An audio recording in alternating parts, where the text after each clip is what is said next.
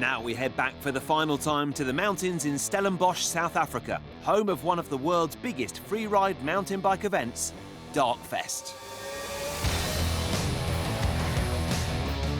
We caught up with two of the riders to find out how they set up their bikes and just what equipment is needed to take on a course like this.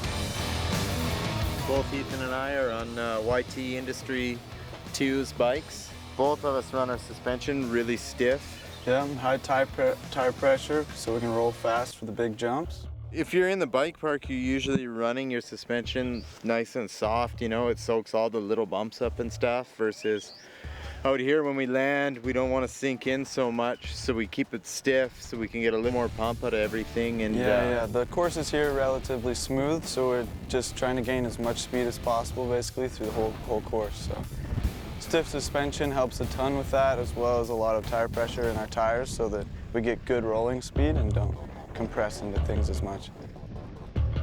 I run the 27.5 wheels and they seem to carry a little more speed, but like Ethan still runs the 26 and helps me a bit more with the spins and stuff, less rotational force on the big jumps. What I do for the big wheels is I trim my seat out so that I can run my seat low enough without my tire buzzing on the seat.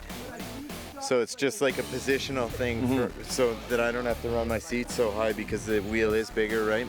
Exactly, yeah, and that happens much less with the 26-inch wheel rather than the 27 because it's much bigger. That's another thing out here, like, you know, none of us bring mechanics or anything, you know, we all kind of look after our own bikes the best we can, and so it's kind of a process that we all go through every night. You check everything over, your wheels could come loose, and you know, check your spokes, your headset, like he said. Got to make sure everything's safe. Tire pressure, I mean, you know, you don't use your shifting much, but still it's, you check everything, right? Yeah. Try to stay as safe as we can for how wild it is out here. Yeah, and a lot of it, I think, is we're all confident in ourselves, but even more so confident in each other. You know, you see your buddy hit one of these jumps, and then I think that in the end, for sure, you know, it gives you the confidence. And we see each other ride. We ride together around the whole world all year long, so we kind of feed off each other a lot. And when we see our buddy do something good, then we feel like it helps us with confidence as well.